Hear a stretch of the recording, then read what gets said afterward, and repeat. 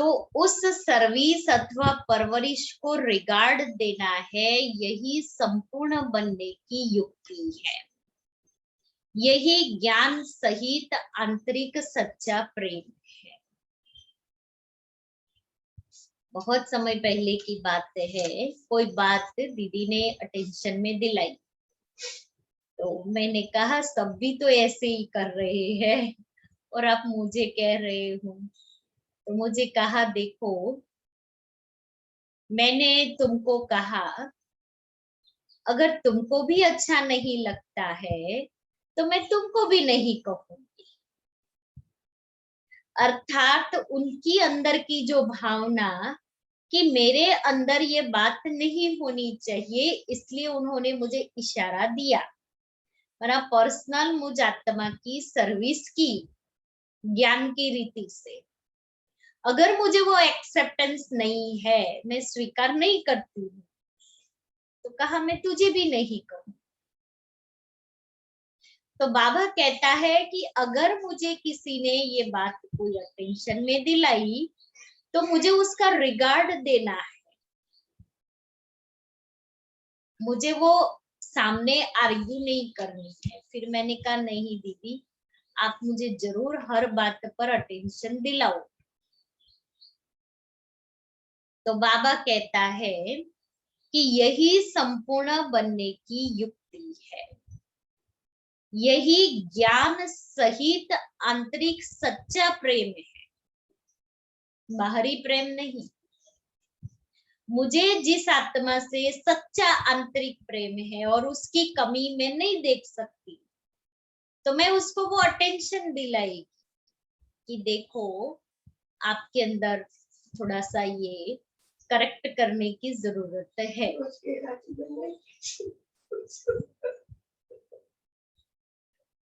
पर वो तो मानना ना मानना उनके हाथ में है ना।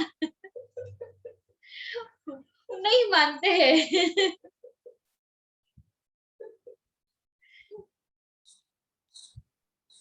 यही ज्ञान सहित आंतरिक सच्चा प्रेम है।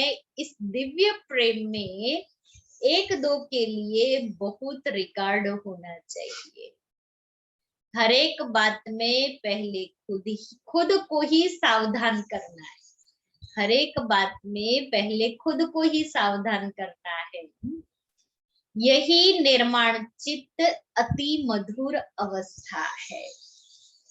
ऐसे प्रेम पूर्वक चलने से तुम्हें जैसे यहाँ ही वे सतयुग के सुहावने दिन आंतरिक महसूस होंगी, क्योंकि वो आत्मिक प्रेम होगा ना अंदर से।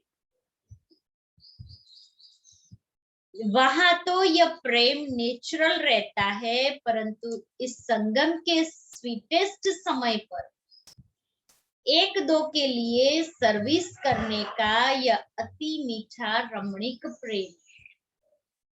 यही शुद्ध प्रेम जग में गाया हुआ है कि जिससे प्रेम होता है उसकी कमी को नहीं देख सकते, इसलिए बड़ी शुभ भावना से कहते हैं। और फिर आंतरिक अंदर में वो महसूस करे तो बाबा कहता है संगम के स्वीटेस्ट समय पर यही सर्विस है, यही मीठा प्रेम है। लेकिन वो प्रेम महसूस होना चाहिए कि ये सच्ची भावना से, आंतरिक भावना से मुझे कह रहे हैं। એટલે ગુહ્ય છે, એકદમ સૂક્ષ્મ છે ને ગુહ્ય, એટલે बहुत गुह्य है। तुम्हारा हरेक चैतन्य फूलों को हरदम हर्षित मुख हो रहना है, क्योंकि निश्चय बुद्धि होने के कारण तुम्हारी नस नस में संपूर्ण ईश्वरीय ताकत समाई हुई है। तुम हरेक चैतन्य फूलों को हरदम हर्षित मुख हो रहना है, क्योंकि निश्चय बुद्धि है। और निश्चय बुद्धि जैसे आप दीदी, जैसे आप नहीं, हम हंसते रहते हो। हम सभी तो पुरुषार्थी है। इतना इतने अच्छे से समझाते हो, इतने अच्छे से हैंडल करते हो। वो तो बाबा की सर्विस है, वो कोई बड़ी बात नहीं। लेकिन बाबा ने जो कहा, निश्चय बुद्धि, और निश्चय बुद्धि आत्मा के अंदर ईश्वरीय ताकत समाई हुई होगी। क्यों? क्योंकि कैसी भी बातें आएगी लेकिन निश्चय में हलचल नहीं होगी। जैसे साकार बाबा के सामने जो यज्ञ में बेगरी पार्ट चला, तो हमने पढ़ा है, हमने दादियों के मुख से सुना है कि कितनी सारी बातें उनके सामने आई, लेकिन मम्मा और बाबा को वो निश्चय था, ज्ञान का बल था, योग का बल था, इसलिए वो ईश्वरीय ताकत ने इतने बड़े पेपर को भी क्रॉस कराया। ऐसी आकर्षण शक्ति अपना दिव्य चमत्कार अवश्य निकालती है। ईश्वरीय शक्ति जब स्वयं में धारण करते हैं निश्चय के आधार पर, तो बाबा कहता है वो ईश्वरीय शक्ति का आकर्षण दिव्य चमत्कार करता है। उसका एग्जाम्पल, मैं चक्रधारी दीदी का क्लास सुन रही थी, तो उन्होंने दादी जानकी का एग्जाम्पल बताया कि दादी जानकी के पास एक युगल आया, उनका छोटा बच्चा था और वो बच्चा देख नहीं सकता था। पहले वो दोनों बीके थे, फिर उसने शादी की। हाँ, पहले वो दोनों बीके थे, कुमार कुमारी थे, फिर शादी किया, और शादी करने के बाद बिन सुना जोर से सुना, नहीं मैं थोड़ा कम सुनाओ। हाँ, दोनों ब्रह्मा कुमार और कुमारी थे, और दोनों ने फिर शादी कर ली। अब बाबा कहता है ना कि तुम्हारा जीवन ही इम्पोर्टेंट है, और ज्ञान में आने के बाद जो भी विकर्म करते तो उसकी सजा बहुत कड़ी मिलती है।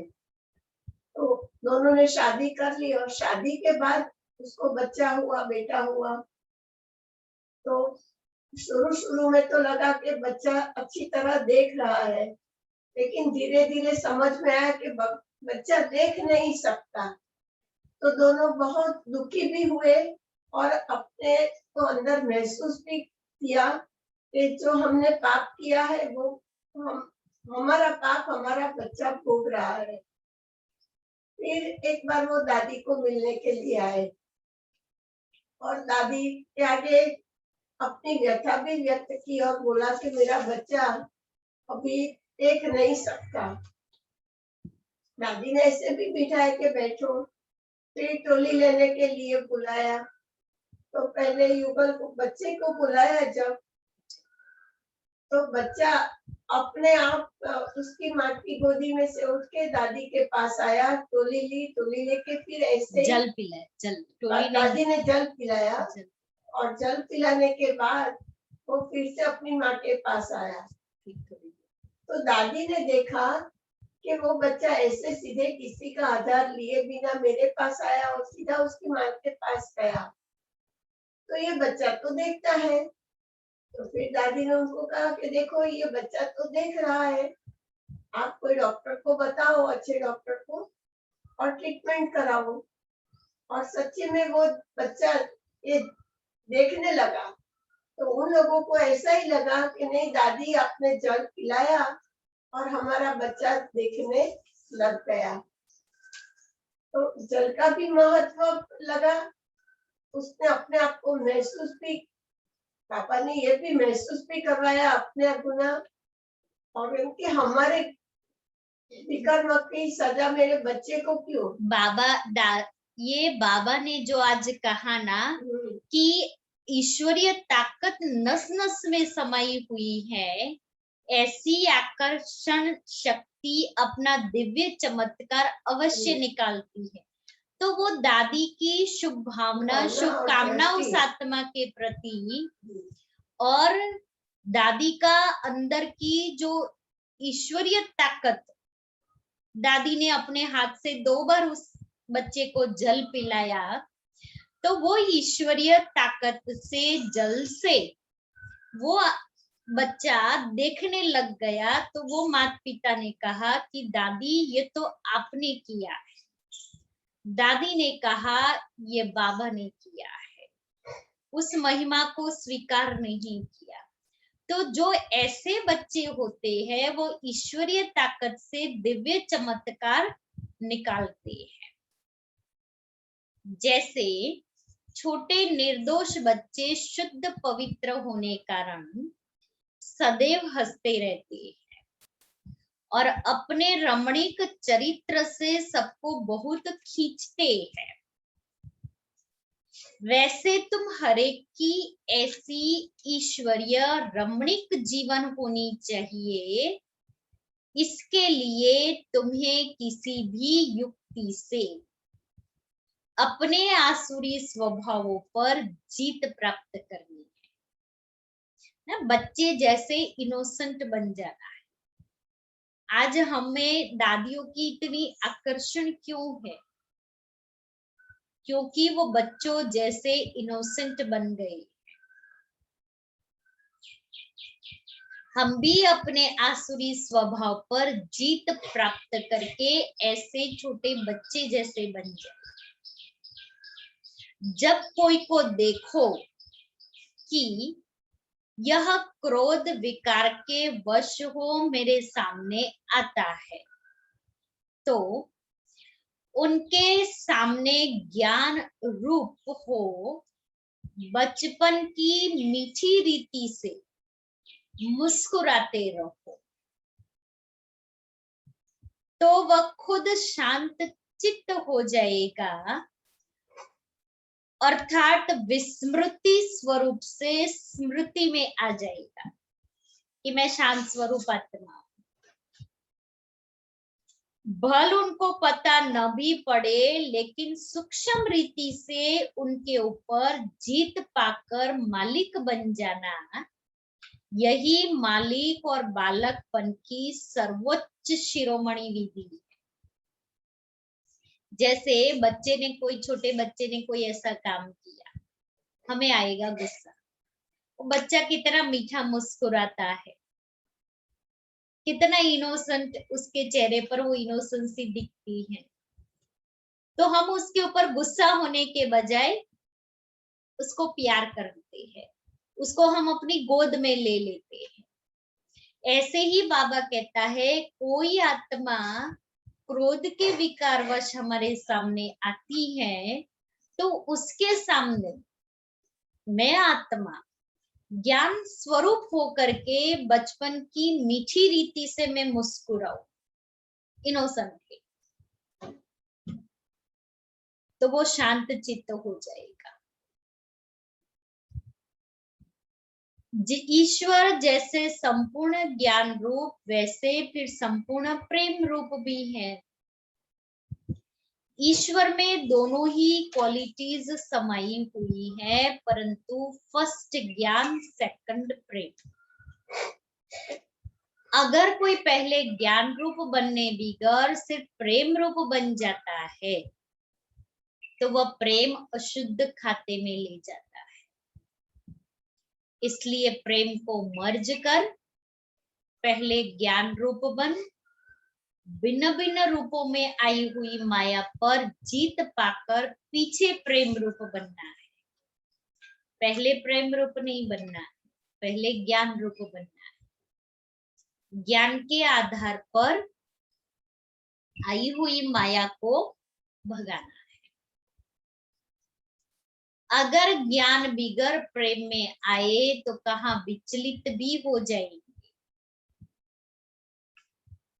बह जाएंगे लगाव में, इसलिए विचलित भी हो जाएंगे। जैसे अगर कोई ज्ञान रूप बनने के बिगर ध्यान में जाते हैं तो कई बार माया में फंस जाते हैं।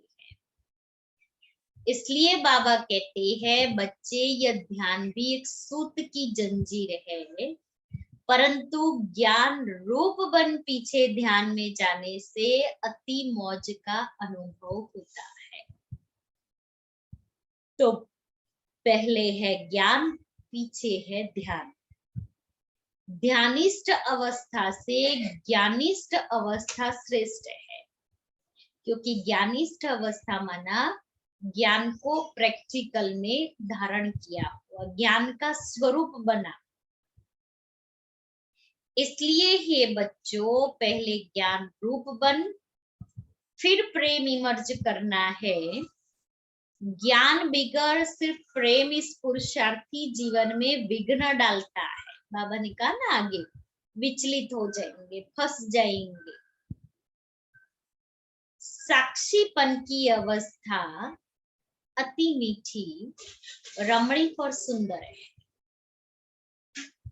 इस अवस्था पर ही आगे की जीवन का सारा मदार है। साक्षीपन की अवस्था से ही आगे की जीवन का मदार है।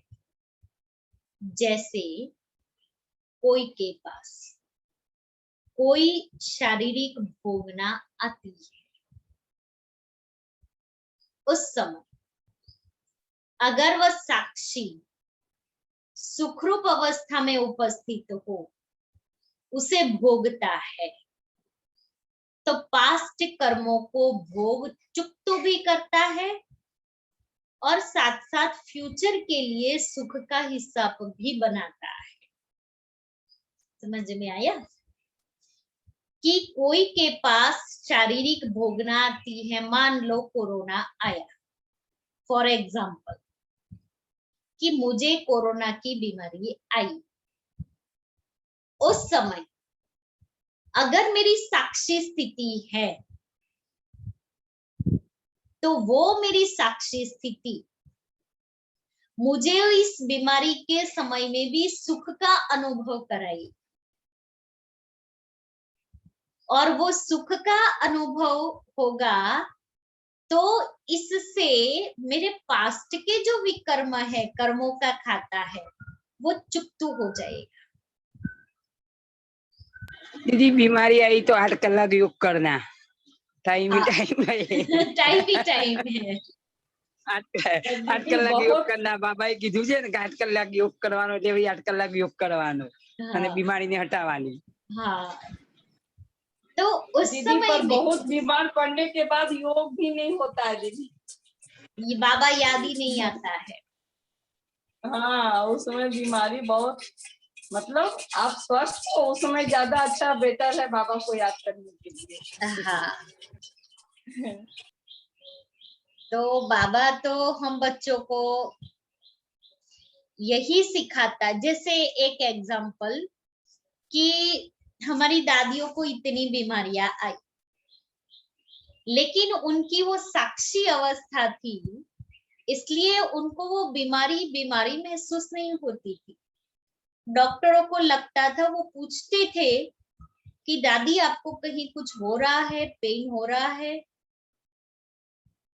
डॉक्टरों को लगे हम क्या ट्रीटमेंट करें, तो वो उनकी साक्षी अवस्था, इसलिए वो शरीर से डिटैच हो जाती थी। तो पास्ट के कर्मों का खाता मेरा चुक्त हो रहा है इस भोगना के द्वारा, लेकिन वो भोगना मुझे भोगना महसूस नहीं होगी। कब? जब साक्षी अवस्था है। और साथ साथ फिर फ्यूचर के लिए भी मैं अपना सुख का हिसाब बनाती हूँ। तो यह साक्षीपन की सुखरूप अवस्था पास्ट और फ्यूचर दोनों से कनेक्शन रखती है, लेकिन उस समय मेरी वो स्थिति नहीं रहती है। हम वो बीमारी के स्वरूप बन जाते। क्यों? क्योंकि वो मेरा आत्मिक स्वरूप का अभ्यास नहीं है।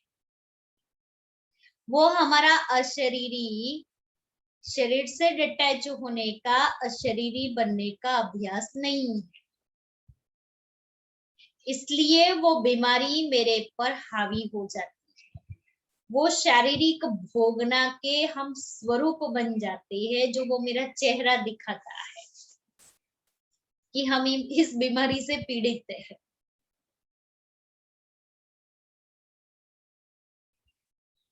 तो इस राज को समझने से कोई भी ऐसे नहीं कहेगा कि मेरा यह सुहावना समय सिर्फ चुकतू करने में चला गया, कि ये बीमारी का समय मेरा कर्म भोग, हिसाब किताब चुकतू करने में चला गया है, ऐसा नहीं कहेंगे। नहीं, यही सुहावना पुरुषार्थ का समय है, जिस समय दोनों कार्य संपूर्ण रीति सिद्ध होते हैं। जो अभी बताया कि टाइम ही टाइम है, इसलिए 8 घंटा मुझे योग करना है। तो ये क्या हुआ कि मैंने इस सुहावने समय को पुरुषार्थ में बदल दिया। मैंने वो चैलेंज को, तूफान को तोहफे में स्वीकार कर लिया कि मेरे सामने ये बीमारी आई, मेरे पास समय ही समय है। लोगों को ये होता है, बोरिंग हो जाते हैं, डिप्रेशन में आ जाएंगे, लेकिन मैं बाबा का बच्चा, मुझे वैसे तो समय नहीं मिल रहा है, लेकिन मैं इस चैलेंज को एक्सेप्ट कर लूं, स्वीकार कर लूं कि मुझे समय मिला है अपने आप को देखने का। मैं उस समय को सफल करूं।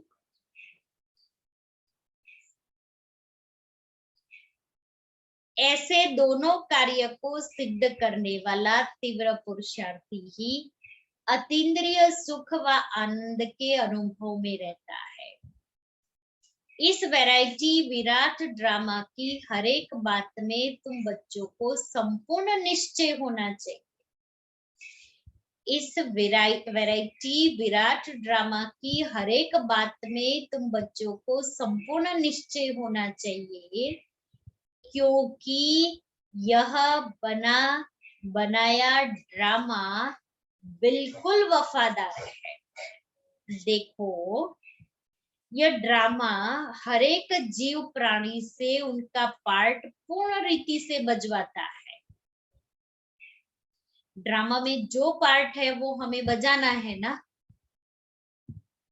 बल कोई रॉन्ग है तो वह रॉन्ग पार्ट भी पूर्ण रीति से बजाता है।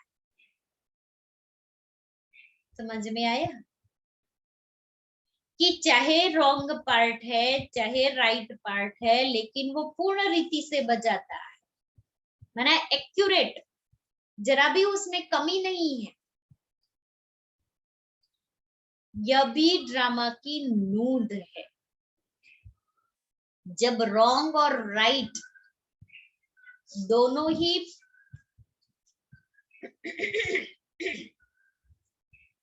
जब रॉन्ग और राइट दोनों ही प्लान में नूंदे हुए हैं, ड्रामा के प्लान, तो फिर कोई बात में संशय उठाना यह ज्ञान नहीं है,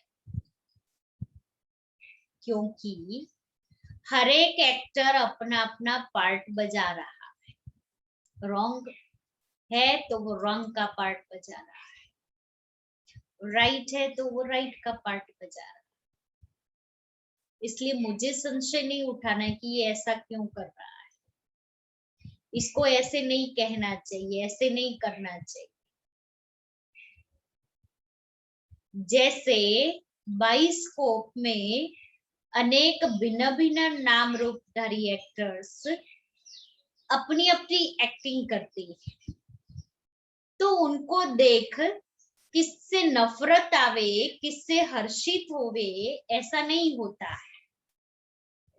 पता है कि ये खेल है जिसमें हर एक को अपना अपना गुड व बैड पार्ट मिला हुआ है।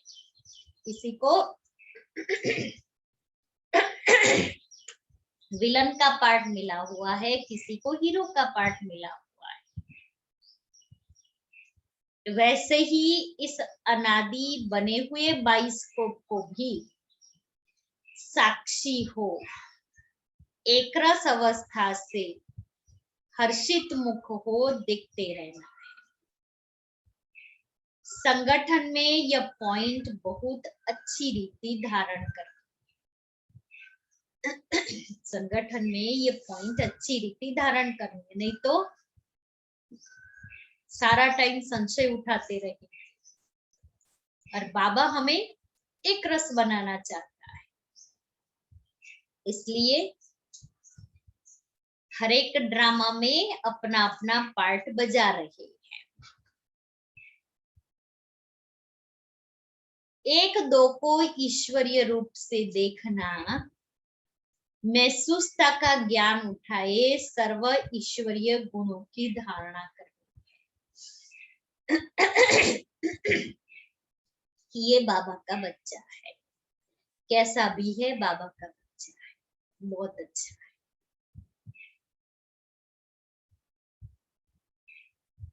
तो बाबा कहता है मुझे उससे वो गुण दिखाई देंगे, मैं उससे गुण उठाई, कंकड़ नहीं। अपने लक्ष्य स्वरूप की स्मृति से शांत चित्त, निर्माण चित्त,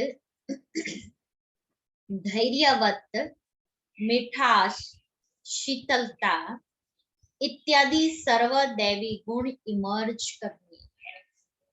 मुझे लक्ष्य, अपने लक्ष्य को सामने रखना है और लक्ष्य को इमर्ज करके अपने अंदर शांत चित्त, निर्माण चित्त, धैर्यवत, मिठास और शीतलता से ये सारे गुण धारण करने हैं। धैर्यवत अवस्था धारण करने का मुख्य फाउंडेशन है wait and see, wait and see. हे मेरे प्रिय बच्चों, वेट अर्थात धैर्य धरना, सी अर्थात देखना। बाबा ने अर्थ बताया, वेट एंड सी। वेट अर्थात धैर्यवत रहना और सी अर्थात देखना। धैर्यवत हो करके हम देखते रहे हर एक के पार्ट को, अपने दिल भीतर पहले धैर्यवत गुण धारण कर, उसके बाद फिर बाहर में विराट ड्रामा को, साक्षी को देखना है।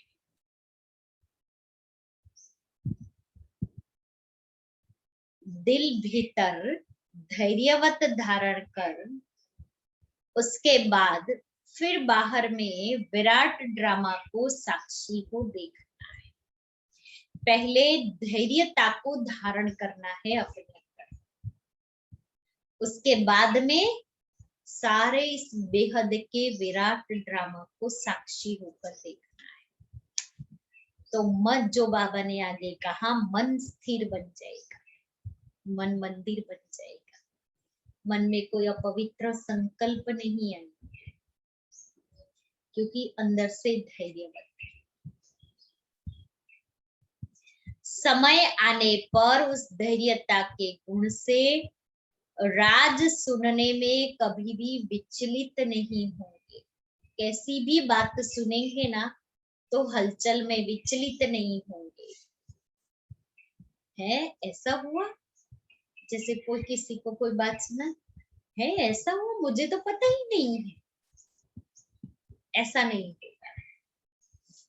इसलिए हे पुरुषार्थी प्राणों, जरा ठहरो और आगे बढ़कर राज सुनने में कभी विचलित नहीं होंगे।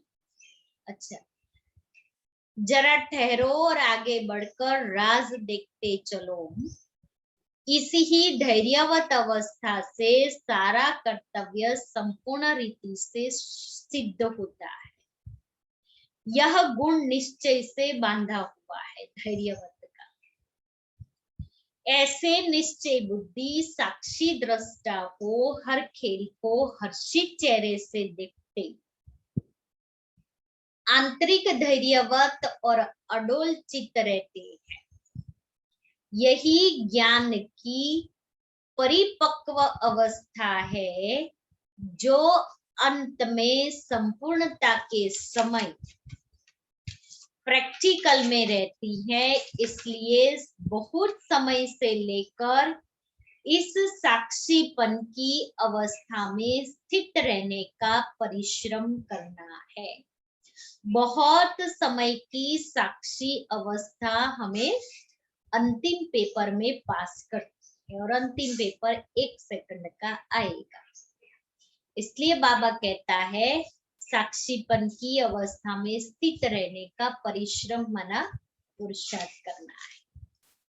जैसे नाटक में एक्टर को अपना मिला हुआ पार्ट पूर्ण बजाने अर्थ आगे से ही रिहर्सल करनी पड़ती है। कितना अच्छा एग्जाम्पल दिया बाबा ने। वैसे तुम प्रिय फूलों को भी आने वाली भारी परीक्षाओं से योग बल द्वारा पास होने के लिए आगे से ही रिहर्सल अवश्य करनी है। ऐसे नहीं कि अंत में हो जाएगा, पहले किया होगा तो अंत में होगा ना। इसलिए बाबा ने कहा आने वाली भारी परीक्षाओं से योग बल द्वारा पास होने के लिए आगे से ही रिहर्सल अवश्य करनी है। इसलिए मुझे अभी रिहर्सल का टाइम मिला है। पहला टेस्ट आएगा, परीक्षाओ टेस्ट लेवा से પછી બોર્ડની પરીક્ષા આવશે, એમાં પાસ થવાનું, એના માટે મહેનત કરવાની છે। लेकिन बहुत समय से लेकर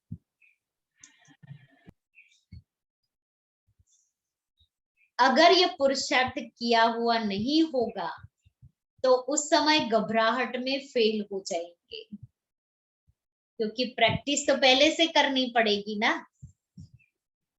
इसलिए पहला अपना ईश्वरीय फाउंडेशन पक्का रख दैवी गुणधारी बन जाना है।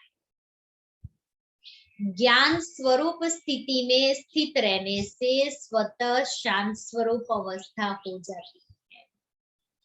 अब ज्ञानी तू आत्मा बच्चे एक अच्छे बैठकर मुरली सुनते हैं तो चारों तरफ शांति का वायुमंडल बन जाता है। ज्ञान स्वरूप आत्माएं सारी इकट्ठे होकर के संगठन में बैठ करके मुरली सुनती है तो वो एक शांति का वायुमंडल बन जाता है, क्योंकि वे कुछ भी महावाक्य सुनते हैं तो आंतरिक डीप चले जाते हैं, माना डीप चले जाते हैं, माना वो उसका स्वरूप बन जाते हैं, वो अनुभूति में खो जाते हैं। सुनते सुनते वो अनुभव करते जाते हैं। डीप जाने के कारण आंतरिक उन्हों को शांति की मीठी महसूसता होती है। अब इसके लिए कोई खास बैठकर मेहनत नहीं करनी है, परंतु ज्ञान की अवस्था में स्थित रहने से यह गुण अनायास आ जाते हैं। मना बाबा कहता कर्म करते करते इसकी प्रैक्टिस करें। तुम बच्चे जब सवेरे सवेरे उठकर एकांत में बैठते हो तो शुद्ध विचार रूपी लहरें उत्पन्न होती, अमृत वेला। उस समय बहुत उपराम अवस्था होनी चाहिए। फिर अपने निज शुद्ध संकल्प में स्थित होने से अन्य सब संकल्प आप ही शांत हो जाएंगे और मन अमन हो जाएगा, क्योंकि मन को वश करने अर्थ भी कोई ताकत तो अवश्य चाहिए। इसलिए पहले अपने लक्ष्य स्वरूप के शुद्ध संकल्प को धारण करो। जब आंतरिक बुद्धि योग कायदे प्रमाण होगा तो तुम्हारी यह निर्संकल्प अवस्था स्वतः हो जाएगी। आंतरिक बुद्धियोग कायदे प्रमाण, जो कहीं भी बुद्धियोग भटकता हुआ ना हो, एक में, तो बाबा कहता है तुम्हारी निर्संकल्प अवस्था हो जाएगी। अच्छा, मीठे मीठे सिकिले दे ज्ञान गुलजारी, ज्ञान सितारों प्रति माता पिता बाप दादा का याद प्यार और गुड मॉर्निंग। रूहानी बाप की रूहानी बच्चों को नमस्ते। हम रूहानी बच्चों की रूहानी बाप दादा को याद प्यार गुड मॉर्निंग और नमस्ते। धारणा के लिए मुख्य सार, पहला, अपने लक्ष्य स्वरूप की स्मृति से शांत चित्त, निर्माण चित्त, धैर्यवत, मिठास, शीतलता आदि सर्व दैवी गुण धारण करनी है। दूसरा, निश्चय बुद्धि साक्षी दृष्टा हो, हर खेल को हर्षित चेहरे से देखते आंतरिक धैर्यवत और अडोल चित्त रहना है। अंदर से हिलना नहीं, अंदर से बाबा ने कहा धैर्यवत। बहुत समय से लेकर इस साक्षीपन की अवस्था में स्थित रहने का परिश्रम करना है। वरदान है, स्नेह और शक्ति रूप के बैलेंस द्वारा सेवा करने वाले सफलता मूर्त भव। जैसे एक आंख में बाप का स्नेह और दूसरी आंख में बाप द्वारा मिला हुआ कर्तव्य माना सेवा सदा स्मृति में रहता है, ऐसे स्नेही मूर्त के साथ साथ अभी शक्ति रूप भी बनो। स्नेह के साथ साथ शब्दों में ऐसा जौहर हो जो किसी का भी हृदय विदीर्ण कर दे, माना हृदय को परिवर्तन कर दे। बाबा कहता है स्नेह के साथ साथ ऐसी शब्दों में भी ऐसी शक्ति हो, जौहर माना शक्ति, पावर हो, जो सामने वाली आत्मा का हृदय परिवर्तन हो जाए। जैसे माँ बच्चों को कैसे भी शब्दों में शिक्षा देती है, तो माँ के स्नेह के कारण वह शब्द तेज व कड़वे महसूस नहीं होते। ऐसे ही ज्ञान की जो भी सत्य बातें हैं उन्हें स्पष्ट शब्दों में दो, लेकिन शब्दों में स्नेह समाया हुआ हो तो सफलता मूर्त बन जाएंगे। स्लोगन है, सर्वशक्तिमान बाप को साथी बना लो तो पश्चाताप से छूट जाएंगे। सर्वशक्तिमान बाप को साथी बना लो तो पश्चाताप से छूट जाएंगे। और हमारा आज का स्वमान है, अशरीरी बनने के लिए मैं सदा एवर रेडी हूँ।